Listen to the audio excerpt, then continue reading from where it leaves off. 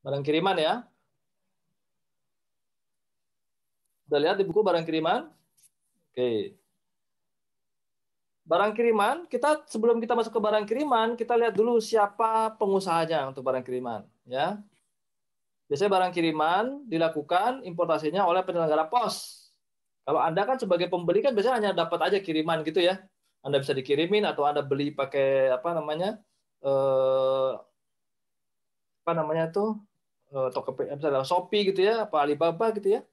Nah, nanti pengirimannya Anda bisa pilih apakah Anda pengirimannya menggunakan PT Pos, berarti dia penyelenggara yang ditunjuk oleh pemerintah, atau menggunakan perusahaan jasa titipan yang swasta, misalnya DHL, FedEx gitu ya. Nah, ini ada dua, yang PT Pos ini tujuh sama pemerintah, yang swasta PJT namanya, perusahaan jasa titipan. Nah, untuk barang kiriman, Anda sebagai importirnya mendapat fasilitas, ya, tapi hanya untuk yang nilainya maksimal $3. Dulu pernah $100, dikurangin 75, dikurangin lagi sekarang jadi cuma 3 gitu ya. Karena memang barang kiriman ini luar biasa nih banyaknya, ya. Nah, untuk yang lebih dari $3, seluruh nilai barang terkena biaya masuk dan pajak dalam rangka impor. Jadi tidak ada pemotongan dari fasilitas. Gitu. Jadi misalnya harganya berapa? Harganya 10, Pak. Berarti 10 kurang 3. Enggak. Ya, kalau harganya 10 US dollar, berarti 10 langsung dikalikan apa namanya kurs pajak dan tarif bea masuk dan seterusnya. Tapi kalau di bawah $3 bebas, tapi bebasnya hanya bea masuk. Ya, PP dan PPh-nya nanti ada perhitungan tersendiri. Oke ya, nanti itu ya. Ini dulu pertama.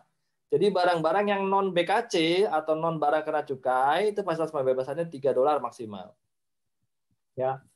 Untuk yang BKC, untuk barang kena cukai BKC, dibebaskan dari biaya masuk cukai dan pajak jumlahnya. Untuk sigaret dia 40 batang. Sigaret 40 batang. Cerutu 10 batang. Tembakau iris 40 gram.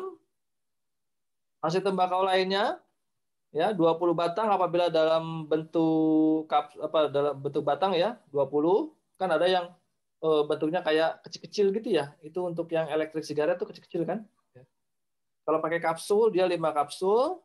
Kalau berupa cairan 30 ml, kalau pakai cartridge 4 cartridge ya. Kalau bentuk lainnya 50 gram atau 50 ml gitu ya. Kemudian untuk minuman mengandung etil alkohol itu dapat pembebasan maksimal 350 ml. Gitu. Untuk kelebihan dari BKC dimusnahkan. Jadi tidak bisa dibayar ya kalau BKC. Pas saya bawa saya dikirim misalnya 100 batang sigaret, yang 40 boleh, yang 60 nggak bisa dibayar, dimusnahkan.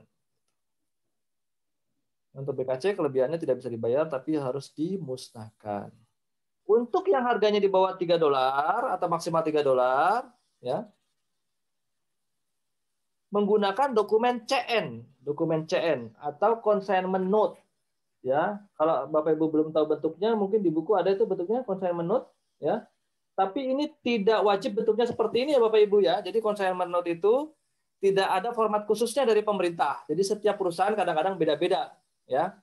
Tapi harus ada tulisannya dia berupa consignment note, oke ya. Atau RWB juga boleh. Nah, tarifnya tadi untuk yang sampai $3 dia tarifnya tidak kena ya, bebas ya. Kemudian penetapannya dia official assessment, ya penetapannya oleh bea cukai, termasuk barang yang di bawah $3 apa enggak.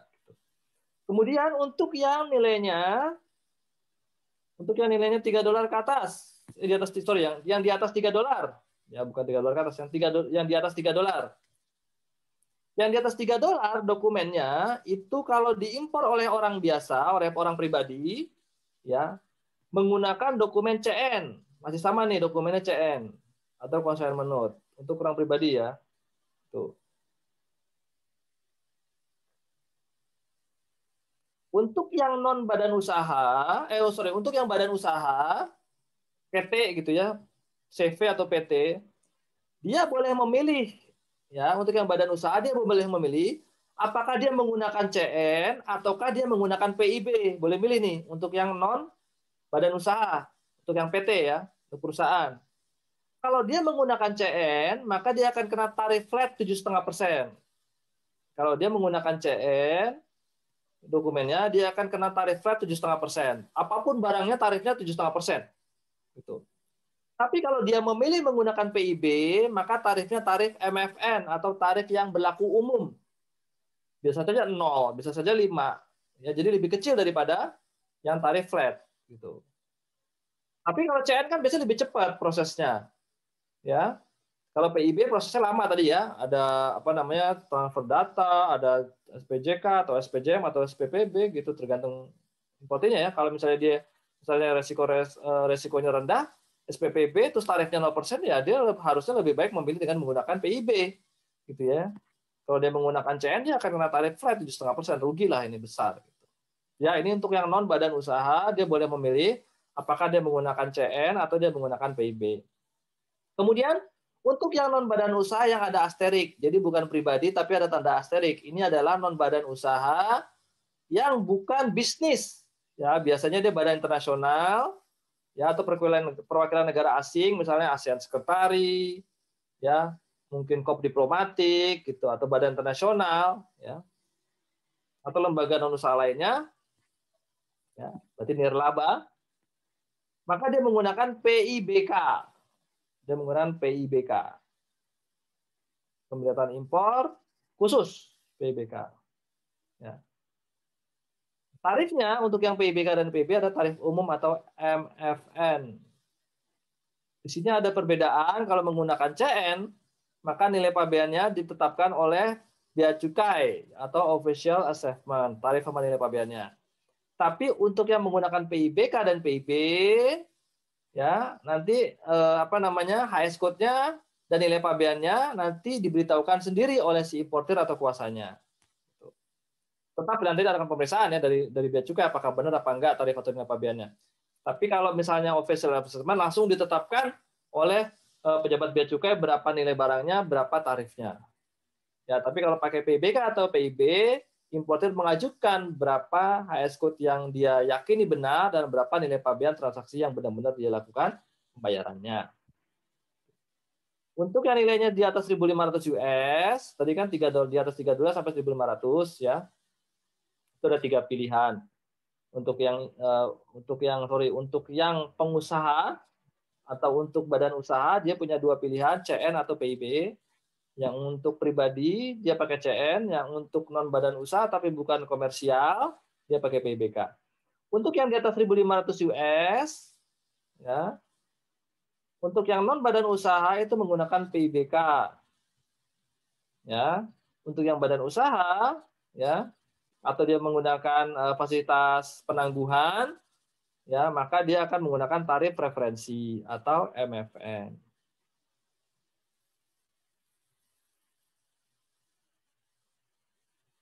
Dokumen pakai dokumen PIB gitu ya. Nah, ini untuk perhitungan nilai pabean ya, pungutannya ya. Ini agak rumit Bapak Ibu, memang harus dihafalkan juga nih. Saya nggak bisa gimana cara ngertiinnya gitu, memang harus dihafalkan. Tadi ya yang di bawah $3, ya sorry, saya yang sampai $3 itu menggunakan dokumen CN tadi ya, menggunakan dokumen CN, gitu ya. Terus biaya masuknya bebas, PPN-nya tetap pungut, PPN-nya tetap 10%, PPA tidak dipungut. Ya. Untuk yang di atas $3, ya, di atas $3 sampai 1.500 US dollar sama menggunakan dokumen CN juga. Ini untuk pribadi ya. Biaya masuknya kena flat 7,5%. Kalau buku biaya masuknya 0%. PPN-nya 10%. Ya. PPA-nya sama tidak dipungut. Nah, cuman apabila dia harganya antara $3 sampai 1.500 berupa tas, sepatu dan produk tekstil, maka biaya masuknya nggak bisa flat. Biaya masuknya sesuai sama biaya masuk yang berlaku umum atau MFN. Ini rumit kan? Jadi kalau harganya antara $3 sampai $1.500, barangnya berupa tas, sepatu atau produk tekstil, tarifnya tidak boleh flat 7,5, tapi tarifnya tarif yang berlaku secara umum. Kenapa tas dan sepatu dan produk tekstil ini ditetapkannya tidak 7,5%? Karena Pak, 80% dari kegiatan barang kiriman itu isinya tas, sepatu, sama produk tekstil. Ya, untuk melindungi industri dalam negeri berupa tas, sepatu, dan produk tekstil, maka pemerintah menetapkan bahwa biaya masuknya biaya masuk yang flat. Biaya masuknya biaya masuk MFN. Karena biaya masuk MFN-nya itu lebih tinggi daripada biaya masuk flat, ya.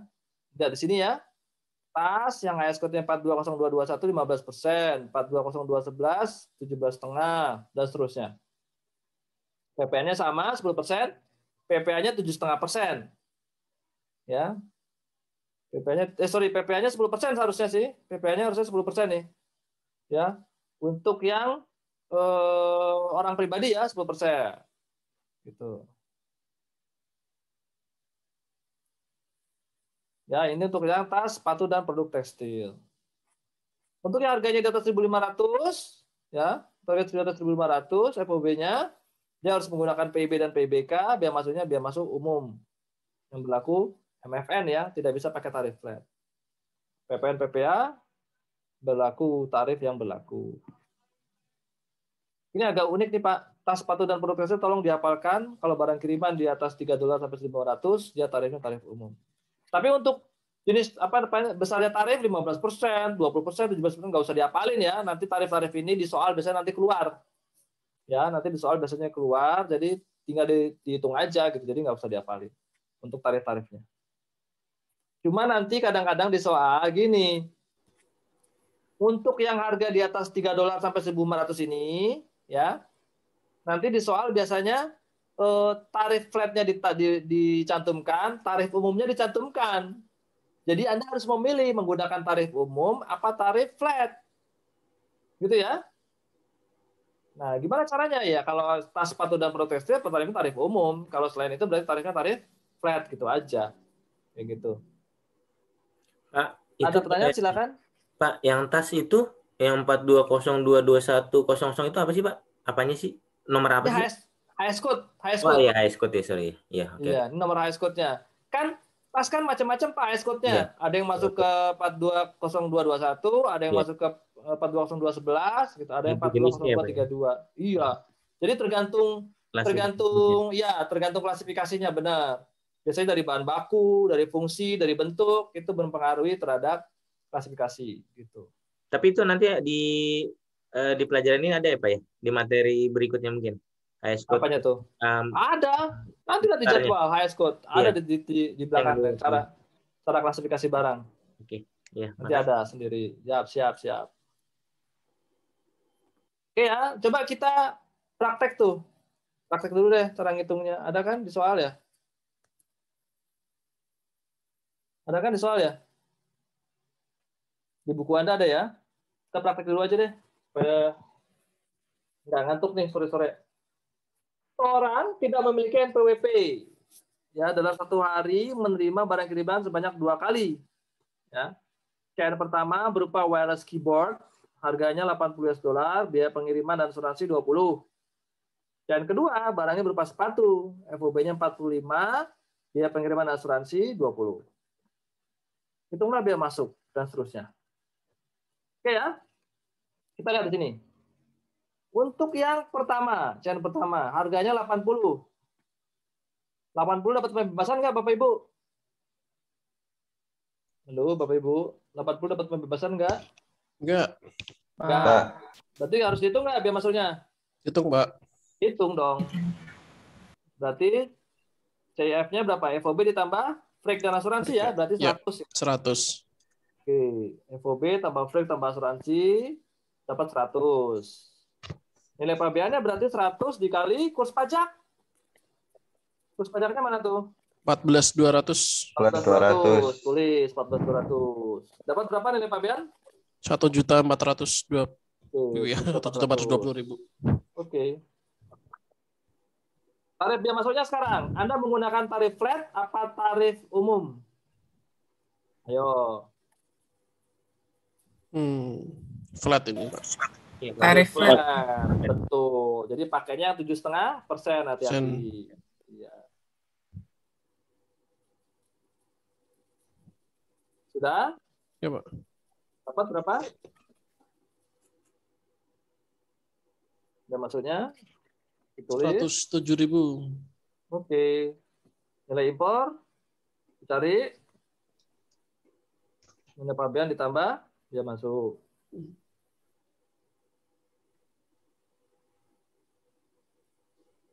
Oke, tinggal ngitung PPN. PPA dipungut nggak PPA? Enggak. Nggak dipungut ya, karena dia bukan tas, tekstil, dan sepatu.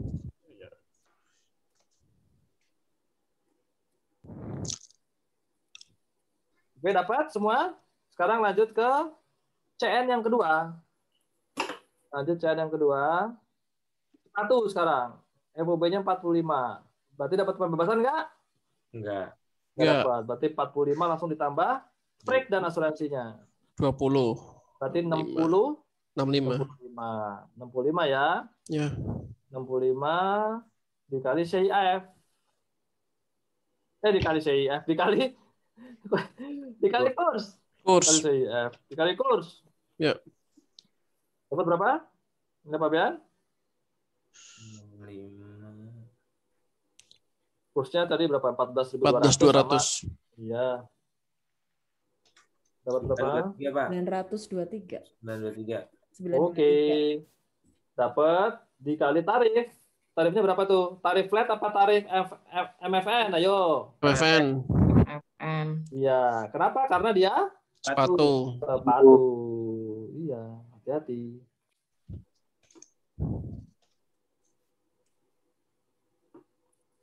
PPN-nya dihitung.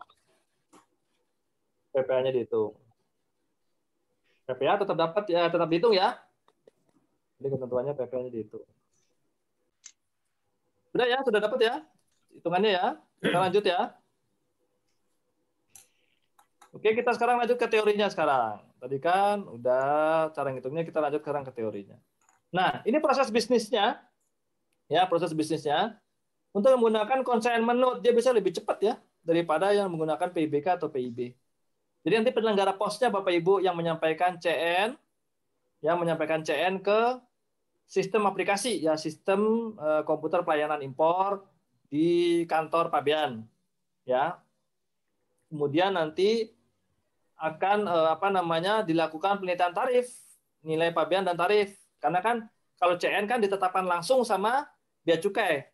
Gitu ya. Jadi tidak perlu di CN ini si importir atau si penyelenggaranya menyampaikan, oh ini nilainya segini, oh ini HS-nya segini, nggak perlu. Jadi nanti langsung ditetapkan oleh teman-teman pemeriksa.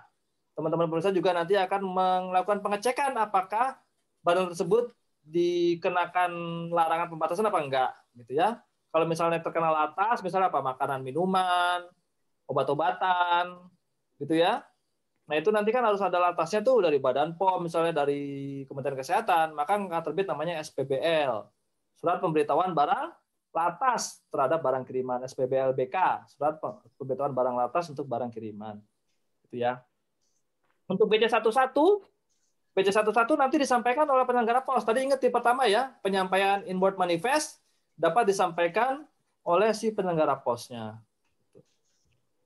Oke, kemudian apabila barang kirimannya itu mencurigakan menurut X-ray, jadi biasanya sih di X-ray dulu semua barang kiriman ya. Apabila menurut teman-teman bea cukai mencurigakan ada perbedaan bentuk antara dokumen, harusnya bentuknya seperti ini di dokumen, tapi kok pas di X-ray kok kayak gini, maka bisa dilakukan pemeriksaan fisik.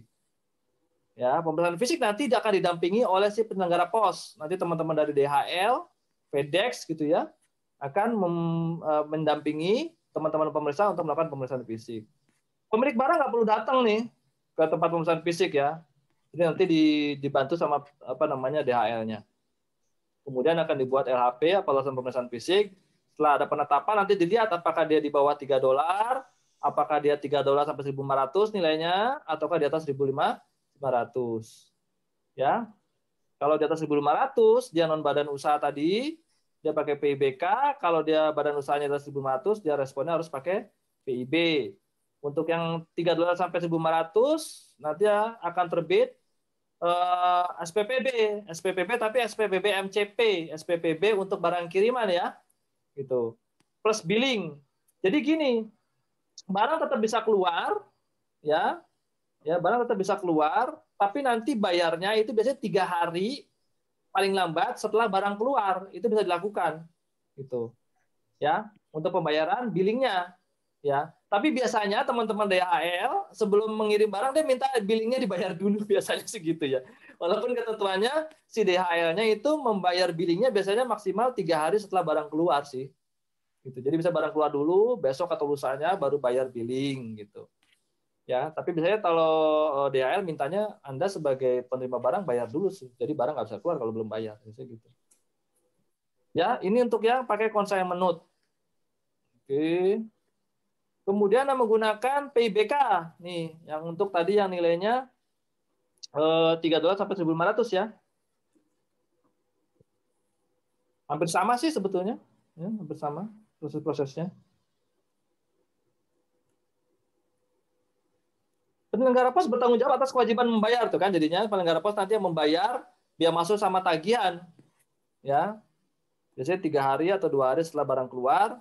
Kemudian dalam hal pemberitahuan berupa PIBK atau PIB, maka penerima barang bertanggung jawab atas kewajiban pembayaran biaya masuk ya. Jadi nanti kalau ditetapkan nama bea cukai bahwa dokumennya harus menggunakan dokumen PIB karena lebih dari 1.500 ya, atau pakai PIBK ya untuk yang non badan usaha, maka yang bertanggung jawab terhadap pembayaran biaya masuk sama pajaknya adalah si penerima barang, bukan lagi si penyelenggara pos. Ya. Kewajiban pembayaran sama sebetulnya ya. Pejabat BC menetapkan tarif dan nilai pabean, menghitung biaya masuk dan pajak, ya. Kemudian penundaan pembayaran maksimal 60 hari dari penetapan untuk pos yang ditunjuk dengan menyerahkan corporate garansi secara terpusat. Ini apabila memang dia diperbolehkan menggunakan corporate garansi. Karena gini, untuk pengusaha jasa pengiriman atau PJT yang ini menggunakan corporate garansi, dia harus punya izin dari Dirjen. Jadi dia harus minta izin dulu ke Dirjen Bea Cukai untuk menggunakan corporate garansi. Tapi kalau dia nggak punya corporate garansi, berarti dia nggak bisa sampai 60 hari. Berarti dia hanya maksimal 3 hari. Gitu. Pakai apa ya? Jaminan biasa, jaminan tunai kah, ya, jaminan bank atau pakai custom bond gitu. Jadi tergantung dari jaminan yang digunakan ya. Kalau dia jaminannya biasa 3 hari, kalau dia pakai corporate garansi dia bisa sampai 60 hari.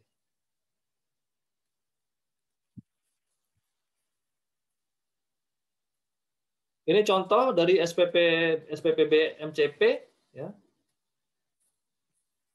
Ya, jadi nanti ada bentuknya kayak gini. Jadi ini 3.512. Ya udah nanti biasanya tagihan ini ya akan disampaikan ke si importer atau ke si pemilik barang dari perusahaan jasa titipannya untuk dilunasi sebelum barang dikirimkan. Tapi si perusahaan jasa titipan biasanya ngelunasinnya ya nanti 3 hari maksimal.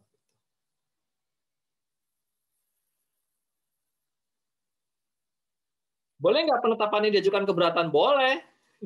Kemarin ada teman-teman ini ya, teman-teman peserta dari batch sebelumnya, itu dia nggak tahu dia apa saudaranya gitu, terus japri ke saya, beli apa namanya tuh, casing handphone ya dari China, barangnya murah tuh. Harganya cuma 8 juta, itu banyak banget, ada ribuan gitu. Terus ditetapkan sama teman-teman bea cukai itu, biaya masuk dan pajaknya kalau nggak salah 40 jutaan. Kaget ya. Pak, ini 40 juta bayar bea masuk sama pajak, kita mau jual berapa satunya ini gitu. Ya nggak ada yang belilah katanya gitu. Tapi kalau nggak dilunasin, ya barangnya ditahan di kawasan pabean, di TPS nggak bisa keluar gitu. Ya sebenarnya kalau udah ditetapkan ya bayar dulu, baru nanti keberatan. Atau kalau mau ajukan keberatan, naruh jaminan, barang keluar, nanti kita tunggu proses keberatannya seperti apa, disetujui apa enggak gitu. Jadi boleh dilakukan keberatan apabila memang menurut Bapak Ibu penetapan pejabat bea cukai itu terlalu tinggi atau terlalu besar.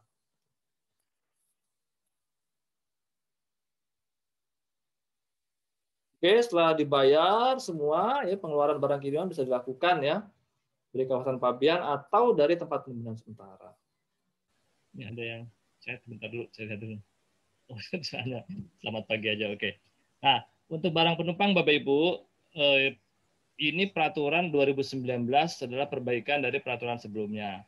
Kalau peraturan sebelumnya itu ada tentang barang pembatasannya keluarga gitu. Kalau sekarang pembatasannya itu per penumpang gitu ya. Kalau dulu kan pembebasannya 500 per orang itu ya, atau 1.500 per keluarga. Kalau sekarang hanya per orang gitu ya.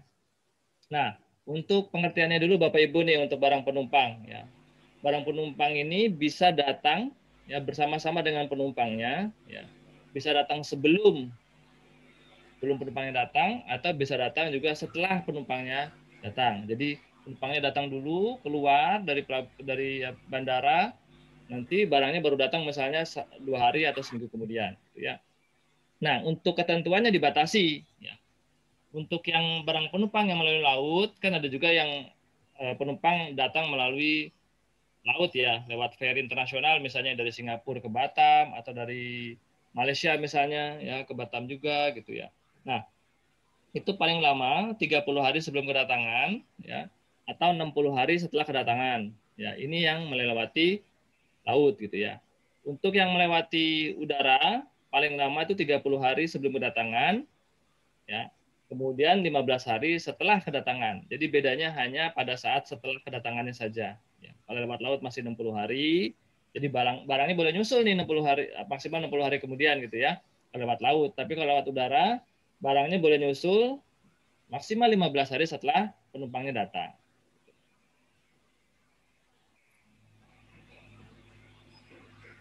Nah, kemudian barang penumpang ini atau wasana pengangkut itu dibagi 2 jenis ya.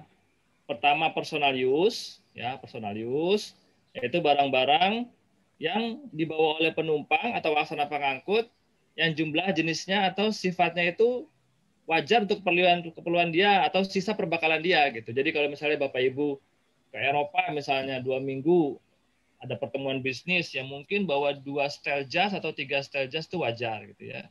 Bawa jam tangan 2 itu wajar ya, bawa sepatu 2 atau 3 mungkin wajar ya. Ada sepatu olahraga mungkin, terus sepatu meeting misalnya sepatu pantofel biasa untuk jalan-jalan gitu mungkin wajar. Jadi ini keperluan untuk selama perjalanan dan sisa perbekalan mungkin ya kalau misalnya mungkin ada makanan atau minuman. Atau mungkin juga barang-barang yang dibeli ya di luar negeri untuk sekedar keperluan pribadi pada saat nanti dia kembali ke Indonesia gitu atau ke dalam negeri.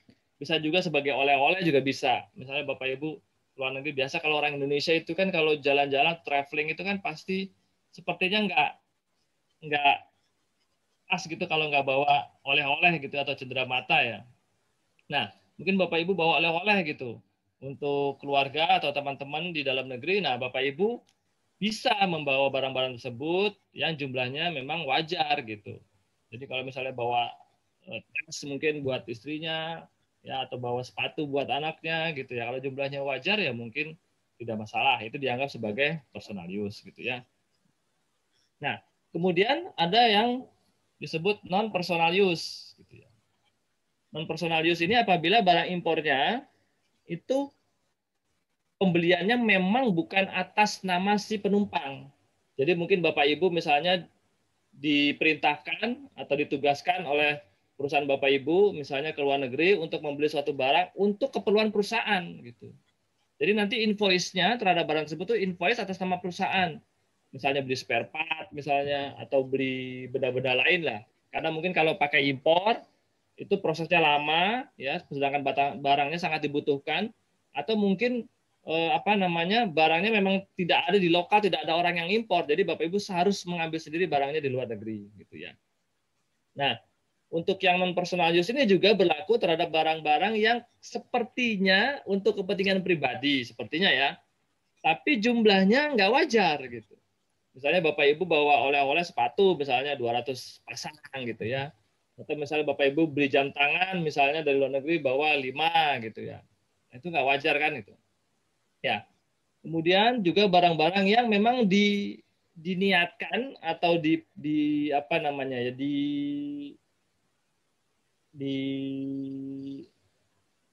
sebelumnya bahwa barang ini nanti memang akan diperjualbelikan pada saat Bapak Ibu membawa kembali ke Indonesia gitu.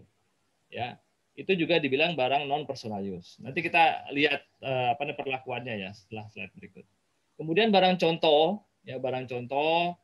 untuk keperluan perusahaan Bapak Ibu, kemudian bahan baku ya atau bahan penolong atau juga barang-barang yang memang tidak digunakan untuk keperluan pribadi ya. Nah, bagaimana perlakuannya atau penggunaan dokumennya gitu ya. Untuk barang pribadi tadi ya, walaupun dia barangnya barang untuk keperluan non personal use bisa menggunakan BC22 ya misalnya Bapak Ibu bawa barang, tapi untuk diperjualbelikan tapi atas nama pribadi gitu. Misalnya, saya beli di sana tas kayaknya murah nih, gitu. Saya beli 10 deh, nanti di Jakarta dijual lagi, gitu ya. Itu bisa pakai BC22 nih, Custom Declaration, gitu ya. Tapi hanya nanti membayar biaya masuk dan pajak, gitu kan ya. Nah, untuk barang-barang yang ditetapkan sebagai non personal use, gitu ya, misalnya barang tadi keperluan untuk kantor ya, atas nama kantor, atas nama perusahaan, gitu ya, atau barang-barang yang datangnya tadi sebelum atau sesudah penumpangnya. Nah, itu menggunakan BC21 atau PIBK. Gitu ya. Kemarin kita udah belajar sedikit-sedikit tentang dokumen ya. Ada BC10 tentang rencana kedatangan sarana pengangkut, BC12 itu untuk angkut lanjut, ya. Kemudian BC13 angkut lanjut luar negeri, ya. Kemudian BC20 untuk PIB biasa. Nah, kemudian untuk PIBK atau pembuatan impor barang khusus itu BC21. Ya, barang kiriman kemarin pakai consignment note ya, tapi bisa juga menggunakan PIBK gitu ya atau BC21. Kemudian apabila Bapak Ibu membawa uang tunai nih. Bawa uang tunai ya untuk keluar tapi ya untuk keluar lebih dari 100 juta rupiah. Nilainya lebih dari 100 juta rupiah. Atau mata uang asing yang nilainya sama. Ini untuk yang mata uangnya cash ya.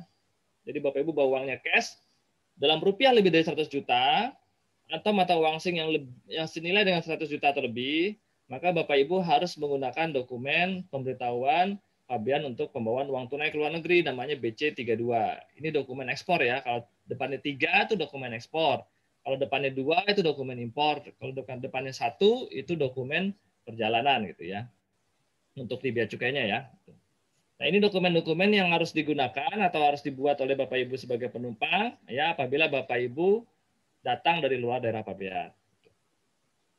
Nah, kemudian ada juga misalnya penumpang yang melakukan kegiatan impor sementara terhadap barangnya gitu. Contohnya misalnya ada pihak-pihak dari luar daerah pabean atau luar negeri yang ingin melakukan pembuatan film misalnya di Indonesia gitu atau pembuatan film dokumenter atau penelitian atau riset gitu kan pasti dia akan membawa barang-barang yang diperlukan untuk kegiatannya di Indonesia ya itu bisa melakukan namanya impor sementara terhadap barang penumpangnya ya jadi nanti ada dokumen yang harus diisi ya pada saat dia memasuki kawasan pabean di pelabuhan atau di bandara ya nanti dicatat barangnya apa aja ada packing listnya pada saat nanti dia keluar dia harus dicek lagi barangnya apakah sama dengan barang-barang yang waktu dibawanya gitu ya. Atau juga barang ekspor sementara misalnya Bapak Ibu ingin mengadakan pameran atau kegiatan di luar negeri membawa beberapa barang gitu ya. Contohnya misalnya pembuatan film di luar negeri, misalnya pameran misalnya di luar negeri gitu ya. Bapak Ibu bawa barang-barang dari sini, nanti waktu masuk supaya nggak bayar biaya masuk sama pajak, maka waktu pas ekspor Bapak Ibu harus menyampaikan pemberitahuan ke petugas bea cukai bahwa barang-barang yang dibawa penumpang ini nanti akan kembali masuk ke Indonesia. Jadi nanti pas saat masuk tidak dikenakan biaya masuk dan pajak seperti itu. Nah, apa bedanya penetapan tadi yang oleh bea cukai itu sebagai barang personal use dan barang non personal use? Nanti penetapan itu akan berakibat terhadap pembebasannya. Tadi dokumennya udah ya. Jadi kalau personal use pakai BC22, kalau non personal use pakai BC21. Nah, untuk pembebasannya seperti apa? Ya. Kalau untuk penumpang, ya, apabila dia ditetapkan sebagai barang personal use, maka dia akan mendapatkan pembebasan 500 US dollar per orang. Ingat Bapak Ibunya per orang. Jadi gini, nanti kalau misalnya Bapak Ibu berpergian nih traveling dengan suami atau dengan istri atau dengan anak, ya misalnya membawa beberapa barang ya untuk keperluan pribadi misalnya oleh-oleh gitu ya. Bapak Ibu harus membuat strategi nih. Jadi membagi nilai barang-barang sehingga equal gitu. Jadi setiap orang punya beban yang sama gitu. Jadi jangan sampai istrinya nggak bawa barang apa-apa tapi suaminya bawa barang yang mahal sekali. Padahal pembebasan setiap orang itu hanya 500. Gitu. Tapi kalau misalnya bisa dibagi, bisa ya dibagi, nanti kan pembebasannya nanti hampir rata. Setiap orang dapat 500 US dollar per orang. Gitu. Ya, untuk awak pengangkut pembebasannya hanya 50 US dollar per orang. Karena awak pengangkut itu lebih sering traveling ke luar negeri ya, bisa tiga kali sehari gitu ya, atau 5 kali sehari misalnya awak pengangkut atau kru pesawat ya, misalnya dari Jakarta Singapura tuh sehari bisa lebih dari 5 kali gitu ya.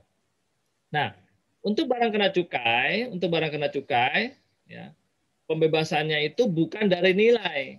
Ya, untuk barang kena cukai pembebasannya bukan dari nilai, tapi dari jumlah. Gitu. Karena kan barang kena cukai ini diatur oleh pemerintah untuk membatasi konsumsinya.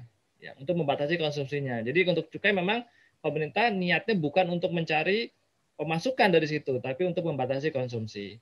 Nah, untuk barang kena cukai ya dia tidak peduli harganya 500 atau 200, tapi lihat jumlahnya gitu ya, lihat jumlahnya.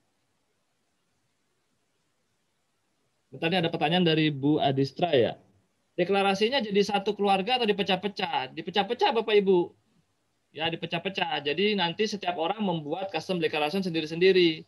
Jadi setiap paspor ya itu membuat satu custom declaration. Jadi nanti biasanya di pesawat tuh udah dibagi-bagiin kan ya sama flight attendant ya, pramugari gitu misalnya ya, untuk mengisi, terus nanti diserahkan ke petugas bea cukai pada saat pemeriksaan barang.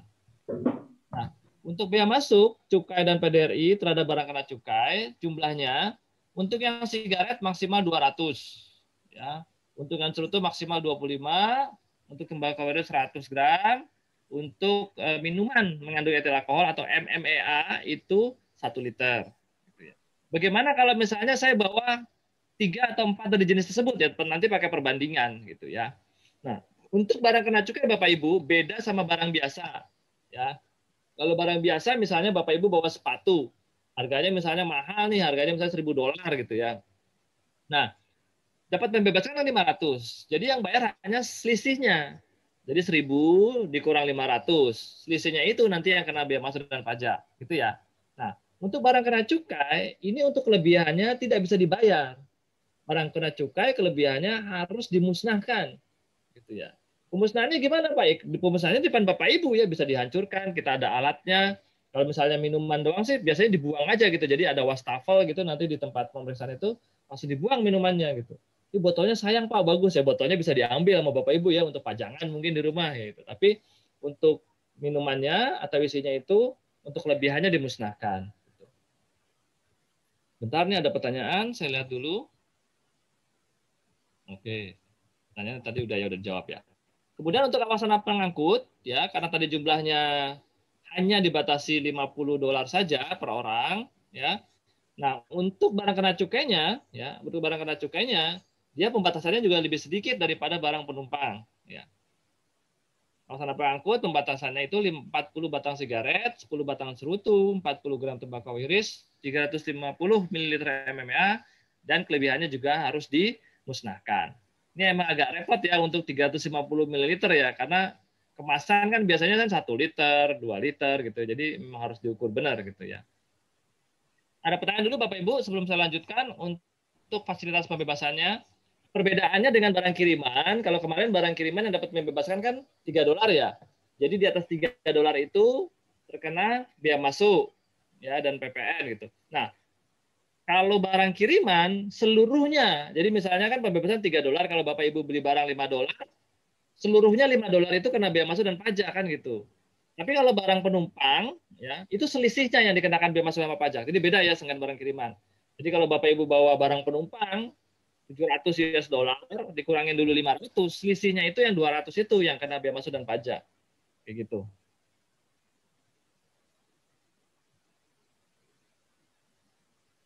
Nah, untuk penetapan apakah suatu barang penumpang ini merupakan barang personal use atau non personal use, itu nanti ditetapkan oleh pejabat bea cukai yang mengawasi pemeriksaan barang penumpang.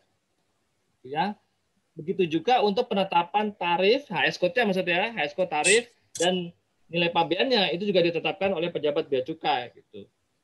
Nah, penumpang bisa saja memberikan bukti-bukti dokumen ya bahwa pembelian barangnya sebesar atau nilainya sebesar ini gitu ya. Tapi penetapannya untuk HS code dan nilai pabeannya ditetapkan oleh pejabat bea cukai. Ini yang disebut sebagai official assessment gitu ya. Kadang-kadang suka keluar tuh di ujian tuh. Jadi official assessment adalah penetapan bea cukai ya terhadap tarif dan nilai pabean untuk barang penumpang ya, barang kiriman dan juga barang impor sementara. Untuk selain itu ya penetapannya itu melalui Kalau lawannya official assessment apa? Self assessment ya. Jadi si importirnya atau si eksportirnya yang memberitahukan berapa highest quote-nya dan berapa nilai pabeannya. Jadi beda ya dengan self assessment dengan official assessment. Nah, untuk personal use setelah ditetapkan highest quote dan nilai pabeannya, tarif biaya masuknya ditetapkan secara flat. Jadi 10% flat apapun barangnya. Ya sama kayak barang kiriman ya. Kalau barang kiriman flatnya 7,5%. Ya. Kalau barang penumpang flatnya itu 10%. Dan kutukar Bapak Ibu ya. Jadi nanti kalau ada soal barang kiriman itu tarif flatnya 7,5%. Kalau barang penumpang tarif flatnya itu 10%. Gitu ya. Kemudian nanti ditetapkan nilai pabeannya berapa. Ya, setelah ditetapkan nilai pabeannya oleh petugas bea cukai, maka akan dikurangi dulu dari pembebasannya ya untuk barang penumpang 500 US dollar, untuk alasan pengangkut 50 US dollar. Kemudian menggunakan dokumen CD atau Custom Declaration atau BC22. Ini untuk yang ditetapkan sebagai personal use. Apabila bea cukai menetapkan ini sebagai non personal use, misalnya wah Bapak Ibu bawa tas banyak sekali nih. Tasnya ada 20, gitu. Harganya juga nggak murah gitu. Maka tugas bea cukai akan menetapkan itu sebagai non personal use. Kalau ditetapkan oleh bea cukai sebagai non personal use, maka tidak mendapat fasilitas pembebasan. Jadi seluruh nilai barangnya akan dikenakan bea masuk dan pajak. Dan dokumennya juga menggunakan dokumen BC21 atau PIBK. Ada pertanyaan Bapak Ibu? Sampai sini ada pertanyaan? Oke, kalau nggak ada kita lanjutkan. Contoh nih, seorang penumpang pesawat terbang datang dari Singapura di buku Bapak Ibu ada ya? Coba kita cek ya. Halaman berapa Bapak Ibu yang sudah lihat? Untuk barang penumpang.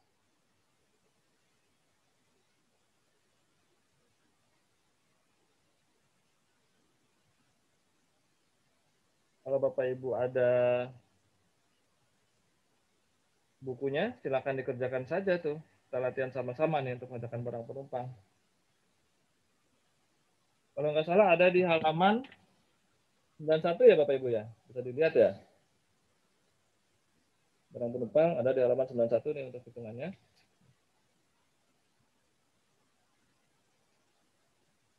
Nah, kalau dilihat di sini Bapak Ibu, 10 pieces tas tangan untuk oleh-oleh. Ya, tangan untuk oleh-oleh. Jumlah harganya 500 per pieces. Ya. Kemudian 2 potong baju wanita dewasa tanpa bukti pembelian, penjaga bea cukai menetapkan harga baju tersebut sebesar 1.200. Nah, pejabat bea cukai menetapkan bahwa tas tangan merupakan barang non personal use. Ya, tas tangan ditetapkan oleh bea cukai sebagai barang non personal use. Dan baju wanita ditetapkan sebagai barang personal use. Ya. Kenapa seperti itu? Ya karena jumlahnya mungkin menurut pejabat bea cukai jumlahnya banyak nih, 500 US dollar per pieces, kalau 10 kan mahal juga. Gitu ya. Tapi baju perempuannya juga ini mahal Pak. Ya tapi kan kalau 2 potong kemungkinan memang digunakan untuk keperluan sendiri ya, tidak untuk dijual lagi. Ya memang nanti banyak dispute sih di lapangan apakah suatu barang nanti ditetapkan sebagai personal use atau non personal use, karena di peraturannya tidak disebutkan dari nilai atau dari jumlah gitu ya. Tapi professional adjustment-nya petugas bea cukai di lapangan menetapkan barang ini sebagai personal use atau non personal use. Misalnya Bapak Ibu bawa gantungan kunci misalnya, atau magnet kulkas kan biasanya gitu ya, oleh-oleh dari luar negeri ya. Kan harganya murah itu. Misalnya ke Eropa biasanya 1 euro itu bisa 3 ya, bisa 3 atau 2 misalnya. Bapak Ibu bawa banyak gitu, bawa 30 atau bawa 50, itu bisa saja masih ditetapkan sebagai personal use gitu. Karena walaupun jumlahnya banyak ya, tapi karena nilainya sangat murah jadi dianggap wajar untuk sebagai oleh gitu ya. Nah, kalau kita lihat di soal ini Bapak Ibu, Anda lihat di buku halaman 91 ya, buku yang biru itu ya. Bisa ditulis Bapak Ibu di situ ya. Jadi CIF-nya tas tangannya, CIF tas tangan berapa Bapak Ibu tuh 500 ya. Oke. Kalau 500 dikali 10 berarti 5.000.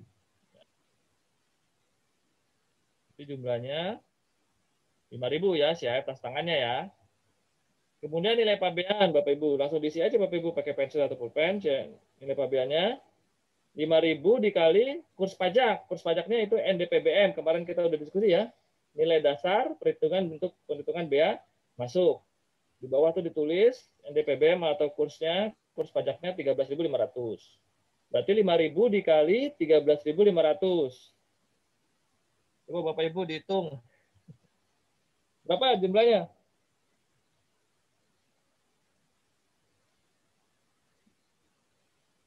Ada yang udah dapat? 13.500 dikali 67.500. Oke, sip. 67 juta ya, Pak ya. 67.500. Itu sebagai nilai pabean. Silakan ditulis Bapak Ibu. Kemudian di situ ada tarif 15% untuk tas tangan tuh. Di soal ya, tarif 15% untuk tas tangan. Bapak Ibu ingat ya, untuk barang penumpang yang ditetapkan sebagai non personal use atau barang dianggap barang komersial, maka dia menggunakan tarif MFN. Tadi ya di apa namanya? Di sini nih. Nah, ini ya. Apabila barang yang ditetapkan sebagai non personal use, maka tarifnya adalah tarif MFN atau tarif yang berlaku umum. Gimana cara lihatnya? Anda bisa lihat di buku tarif Pabean Indonesia atau BTKI. Ya, itu 15% untuk barang tas tangan. Ya. Jadi nanti biasa di soal itu nanti ada bea masuk yang ditetapkan untuk barang penumpang itu 10%. Ada juga nanti tarif bea masuk untuk MFN-nya terhadap barang tersebut. Gitu. Jadi Bapak Ibu harus memilih menggunakan mana nih? Menggunakan tarif MFN atau menggunakan tarif barang penumpang yang 10%. Nah, Bapak Ibu harus lihat dulu apakah dia merupakan personal use atau non personal use. Ya, karena ini tas tangan ditetapkan oleh pejabat bea cukai sebagai non personal use, maka menggunakan tarif MFN atau tarif yang 15%. Ya, silakan dihitung Bapak Ibu. Jadi tadi 67.500 tadi dikali 15%. Dapat Bapak Ibu biaya masuknya? 10.125. Oke, ya 10.125. Silakan ditulis. Kemudian tadi yang nilai pabean 67.500 tadi ditambah 10 juta ini dijumlah itu didapatkan nilai impor. Ya. Nilai pabean ditambah biaya masuk, kemarin kita udah belajar ya. Nilai pabean ditambah biaya masuk, Bapak Ibu akan mendapatkan nilai impor. Tolong ditulis lagi berapa biaya masuknya, berapa nilai pabeannya terus dijumlah, itu namanya nilai impor. Oke, dapat ya? Kemudian baru menghitung PPN dan PPH. PPN dan PPH. PPN tarifnya 10%. Nah, dihitung tuh tadi 60 juta tadi tambah 10 juta tadi. Nah, dikali 10%, itu PPN-nya. Sudah dapat Bapak Ibu berapa?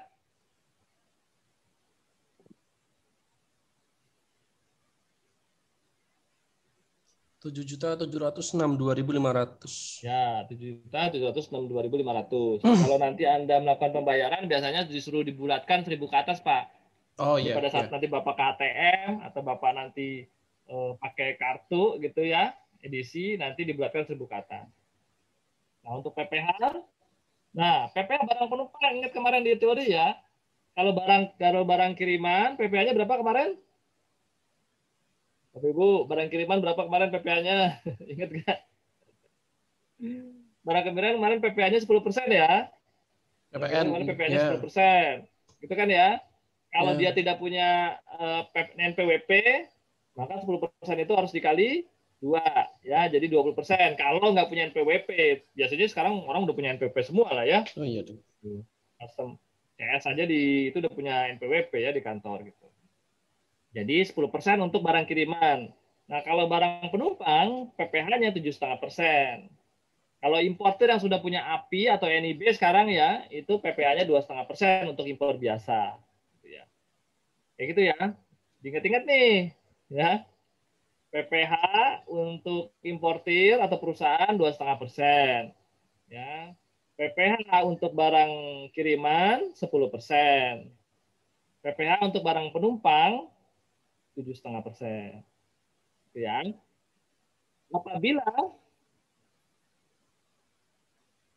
Apabila barang kiriman penumpang atau pemilik barang kirimannya tidak mempunyai NPWP, maka tarif PPh tersebut harus dikalikan 2. Jadi kalau misalnya tidak dia di keterangan nanti di soal ada kata-kata penumpang tidak memiliki NPWP atau tidak bisa menunjukkan NPWP, maka NPWP-nya jangan 7,5%, tapi 15%. Kayak gitu ya. Jadi Bapak Ibu ya. Jadi kata-kata sedikit saja itu akan membuat hasilnya berbeda. Ini untuk yang tas tangan Bapak Ibu, karena ini ditetapkan sebagai non personal use atau barang biasa, maka biaya masuknya atau biaya masuk umum, ya, dan dia tidak mendapatkan fasilitas pembebasan terhadap nilai pabeannya. Nah, karena baju ini ditetapkan oleh petugas bea cukai sebagai barang personal use, maka untuk baju berhak mendapatkan fasilitas pembebasan sebesar 500 US per orang. Jadi harga bajunya itu dikurangi 500 dulu. Tadi harga bajunya kan 1.200 ya. Maka dikurangi dulu pembebasannya sebesar 500. Nah, sisanya berarti 700 itu dianggap sebagai nilai pabean. Ya, nilai pabean didapatkan dengan CIF sisa itu dikali kurs pajak yang berlaku tadi atau NDPBM 13.500. Betul ya?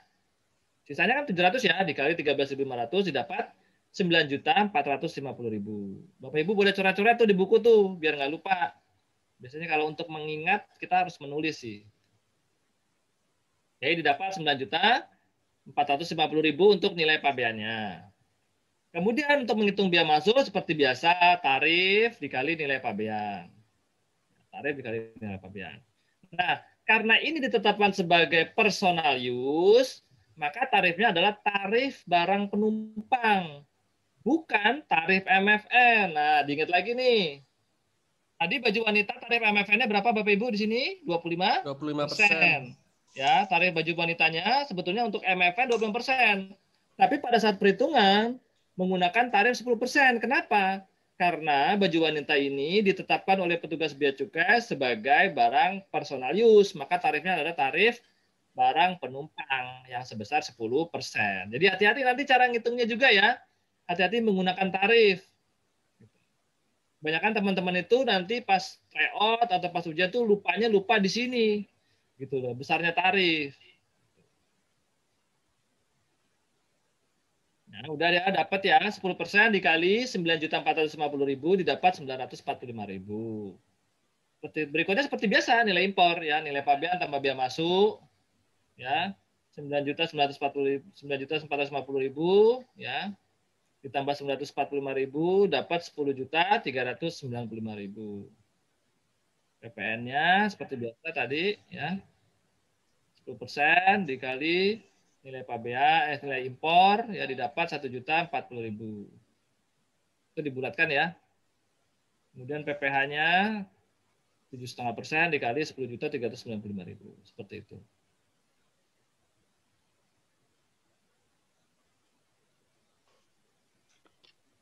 Ada pertanyaan Bapak Ibu? Ini 10% ini tarif flat yang sangat murah Bapak Ibu. Kalau Bapak Ibu bandingin sama Jepang, Jepang itu barang penumpang tarif flatnya itu 15%. Ya. Malaysia malah 30% barang penumpangnya. 30% loh barang penumpang itu tarif flatnya di Malaysia. Ya.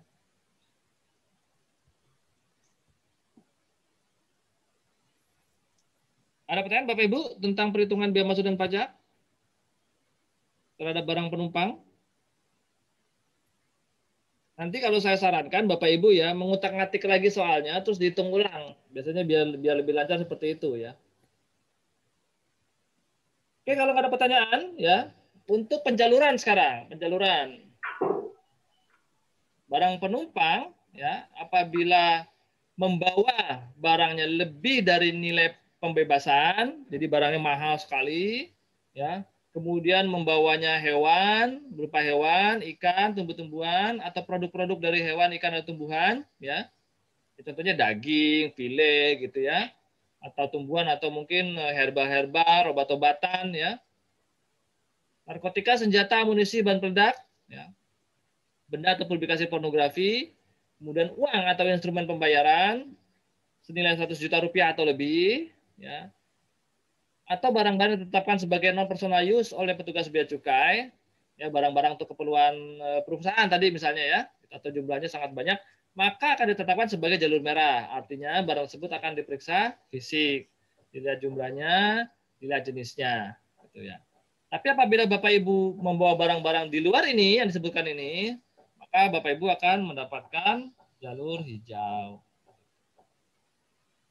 Nah, ini bentuk dari dokumen Custom Declaration atau BC21. Ya, biasanya ada dua versi, ya. Ada yang versi bahasa Inggris, ada yang versi bahasa Indonesia. Biasanya kalau flight attendant itu sudah tahu ya, kalau misalnya Bapak Ibu orang Indonesia dikasihnya yang Custom Declaration bahasa Indonesia. Kalau orang asing nanti dikasihnya Custom Declaration bahasa Inggris. Di sini ada ini ya. Apabila Bapak Ibu misalnya bawa ikan, hewan, bilangnya ya, ya. Kalau enggak ya tidak, ya. Bawa barang yang lebih dari 500 US dollar, di sini nanti kita bilang ya, barang BKC, ya. Ini tanyaan semua. Ini bentuk dokumennya. Ada pertanyaan Bapak Ibu? Untuk barang penumpang?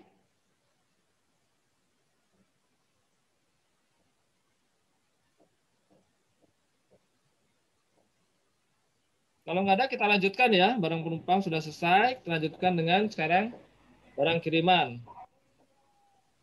Ini untuk yang pemberitahuan ini, Bapak Ibu. Untuk pemberitahuan sebentar. Barang dibawa kembali. Tadi yang ditanyakan tadi, misalnya Bapak Ibu akan melakukan kegiatan penelitian atau syuting di luar negeri, ya. Terus membawa peralatan dari sini. Nah, pada saat Bapak Ibu mau bawa keluar, Bapak Ibu ke kantor bea cukai dulu, ke pos ya, petugas bea cukai yang ada di pos di bandara atau di pelabuhan. Bapak Ibu bilang bahwa barangnya nanti akan dibawa kembali ke dalam daerah pabean gitu ya. Jadi ini saya bawa barang-barang mahal banyak, nanti dibikin packing listnya, nanti diperiksa fisik sama petugas bea cukai. Nanti pada saat masuk kembali, Bapak Ibu pas bikin BC22 tadi, BC22 ya, Custom Declaration, Bapak Ibu memberitahukan ke petugas bea cukai bahwa dulu waktu dibawa ke luar negeri saya sudah mendapatkan formulir BC34. Gitu. Ya, di BC32 ini yang di kiri ini untuk memberitahukan pembawaan uang tunai atau instrumen pembayaran asing. Ya, ini dokumennya. Ini bisa didapatkan nanti di pos, ya, di pos petugas bea cukai yang ada di bandara. Biasanya kan kalau di bandara udah ada tulisannya itu ya untuk customs, immigration, gitu ya, quarantine. Nah, Bapak Ibu nanti bisa ke kantor itu. Kalau Bapak Ibu tadi bawa barang-barang yang berkenaan dengan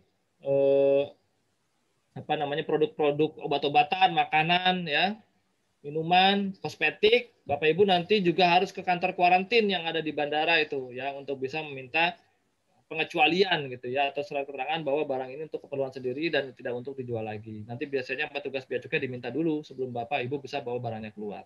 Gitu. Oke, kalau nggak ada pertanyaan, saya lanjutkan. Ya, ini sekarang untuk yang pelintas batas. Pelintas batas, Bapak Ibu.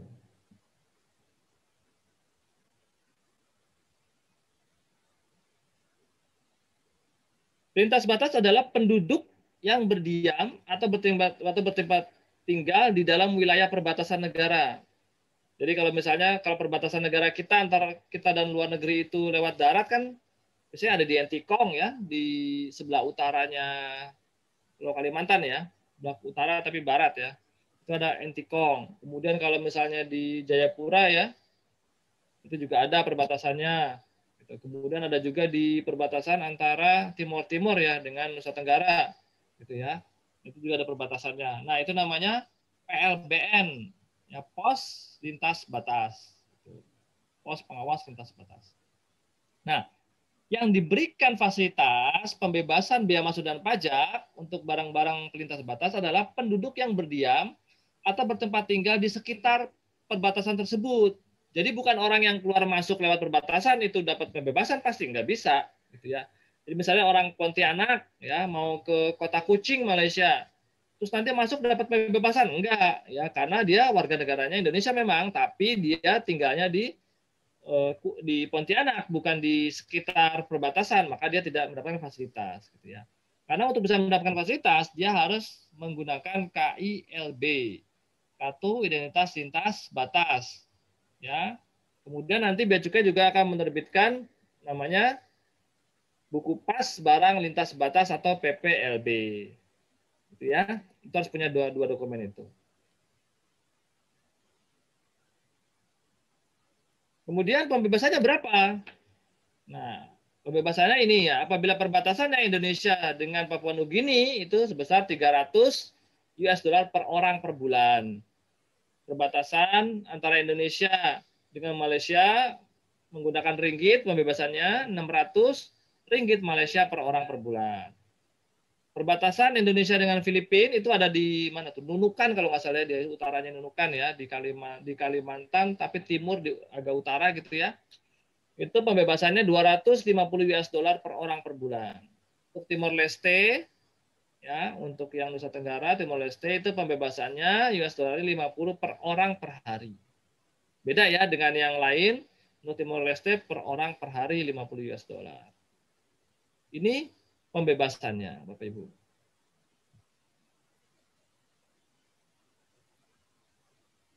Tadi sudah saya ceritakan ya, nanti untuk mendapatkan pembebasan maka barang lintas batas itu harus menggunakan kartu identitas lintas batas atau KILB dan membuat juga buku pas lintas batas atau PPLB. Apabila dia tidak bisa menunjukkan KILB dan PPLB, maka dia tidak bisa mendapatkan fasilitas pembebasan. Contohnya KILB, ya nanti ada fotonya juga, ada masa berlakunya juga. Ya. Ini buku lintas batasnya, nanti dilihat dia tanggal segini, masukin barangnya jumlahnya berapa, jenisnya apa, beratnya berapa, nilai barangnya berapa, gitu ya. Nanti dilihat sampai sebulan, udah melewati jatahnya belum, gitu ya, seperti itu.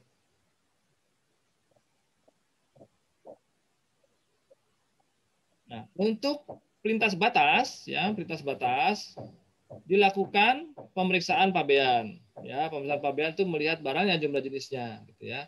Apabila barangnya barang larangan pembatasan, misalnya obat-obatan, makanan, minuman, ya hewan, ya tumbuhan, buah-buahan, ya maka itu harus dikenakan peraturan. Apabila terkena peraturan Lartas, maka akan dikenakan peraturan sesuai sama peraturan Lartas tersebut. Jadi dilihat lagi apakah peraturan Lartasnya mengecualikan nggak untuk barang pelintas batas atau barang penumpang. Kalau nggak ada pengecualian, berarti dia harus tetap menggunakan izin, ya. Tapi kalau misalnya ada pengecualian terhadap jumlahnya mungkin atau nilainya, ya bisa saja nanti diberikan pengecualian. Ya, untuk barang yang nilai pabeannya di bawah tadi yang sudah ditetapkan, maka dapat pembebasan bea masuk. Nah, untuk yang melebihi, bisa nggak dibayar, Pak? Nah, ini bedanya. Untuk yang pelintas batas, apabila harganya melebihi jatah dia selama sebulan, maka harus direekspor. Ya, tidak bisa dibayar. Ya, harus direekspor. Kemudian uang tunai yang di atas 100 juta, sesuai sama peraturan Bank Indonesia, harus menggunakan dokumen perizinan dari Bank Indonesia.